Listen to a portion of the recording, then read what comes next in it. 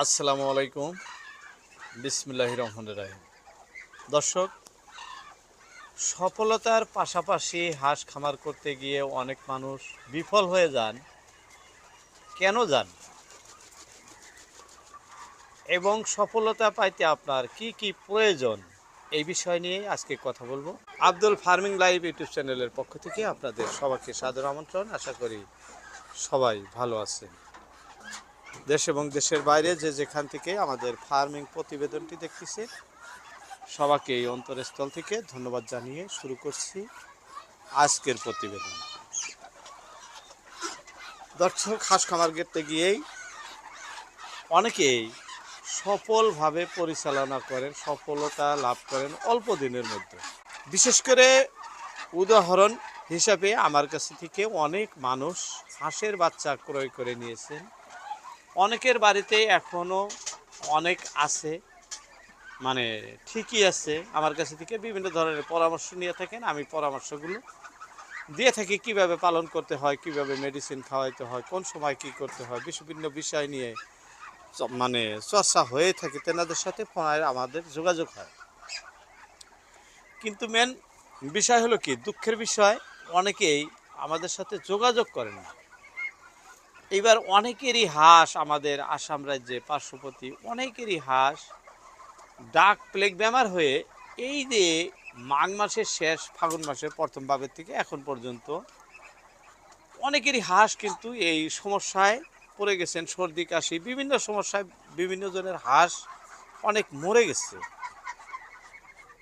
দর্শক, কেন কেন আপনাদের হাঁস মরে যায়, এটা কিন্তু একটা ভাবার বিষয়। আমরা দীর্ঘ 15-16 বছর হলো এই খামারের সাথে জড়িত।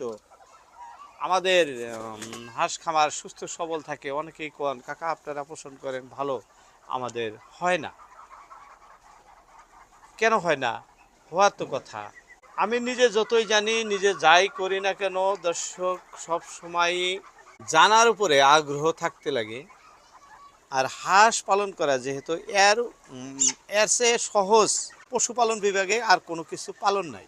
মুরগি পালতে গেলেও অনেক ঝামেলা, আপনি গরু পালেন, মহিষ পালেন বিভিন্ন। কিন্তু এই হাঁস সকালে ঘরের থেকে ছেড়ে দিলে সন্ধ্যায় নিজে খায়ে বাড়িতে আসে। যদি আপনার বাড়ি বিল বা হাওর অঞ্চল বা নদীর পাশাপাশি হয়, সেক্ষেত্রে আপনার খাদ্য খরচা সেভ হয়, মানে বিভিন্ন প্রকারের সুবিধা থাকে। যার জন্য এই হাঁস পালনটা কিন্তু অধিক লাভজনক। এটা করতে গিয়ে, এই যে লাভজনক শব্দটা আমরা ব্যবহার করি, এটা করতে গিয়ে অনেকেই কিন্তু হাবাথুরি খেয়ে যাইতেছেন, মানে কুলাইয়া উঠতে পারতেছেন না। তার দুইটি কারণ হলো, এক নম্বরে মানে সঠিকভাবে পালন করতে আপনি জানেন না, কিভাবে পালন করতে লাগে, সঠিক নিয়ম নীতি আপনার হয়তো জানা নাই। দুই নম্বরে আরেকটা সমস্যা হলো, হাঁসকে উপযুক্ত খাদ্য অর্থাৎ ভালো মানের খাদ্য খাওয়াইলে লস হয়ে যাবে। অনেকেই মানে কমেন্ট করেন, কাকা হাঁস যে খায় একে কিভাবে ভালো মানে খাদ্য খাওয়াবো, ধান দানা, ভুট্টা, হয়তো সাপড় দানা, গম, এগুলো যদি আমি খাওয়াইতে যাই আমার তো অনেক টাকা চলে যাব।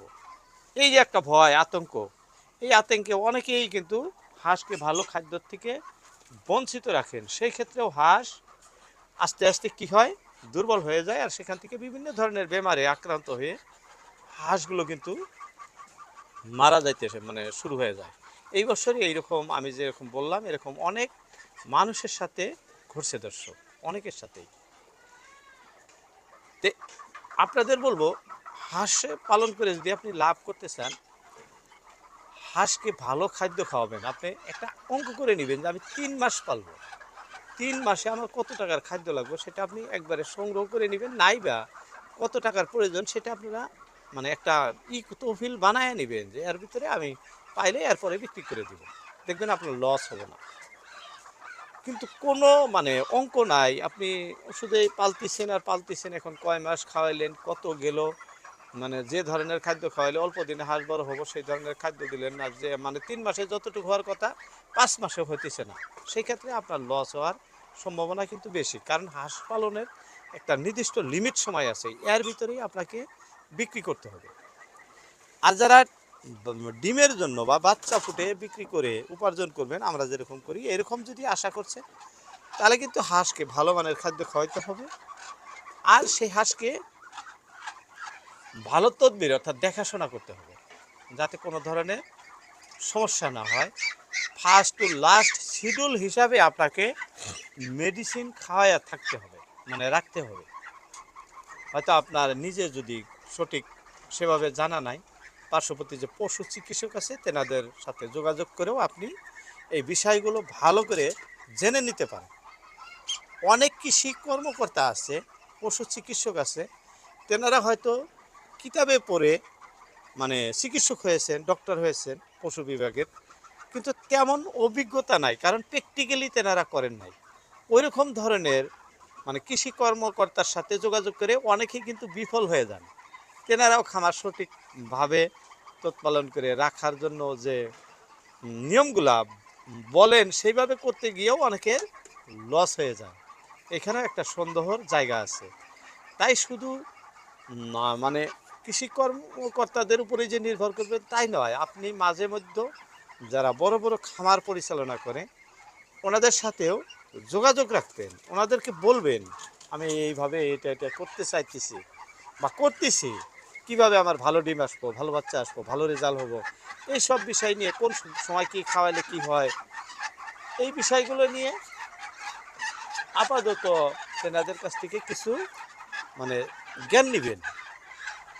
পশু চিকিৎসক তো আছেই, তার পাশাপাশি ওনাদের কাছেও কিছু জ্ঞান নেবেন, দেখবেন আপনার খামার সুস্থ সবল হয়ে গড়ে উঠবে। দর্শক, যাই হোক, খামার করা খুব সহজ, খুব ইজিতে করা যায় যদি আপনারা করতে চান। আর আরেকটি বিষয় না বললেই হয় না, হাঁস পালন করে লস হয় এমন নজির অনেক, লাভ হয় এমন নজির কম। তাই খামারে আসার আগে আপনারা সবসময় চেষ্টা করবেন যে আমি খামার করে লস করে ফেলবো না লাভ করব। এটা কিন্তু আপনি সব সময়ই চিন্তায় রাখবেন। কারণ একটাই, না জানি একটা কিছু একেবারেই করা যায় না, আবার না করলেও তো শেখা যায় না।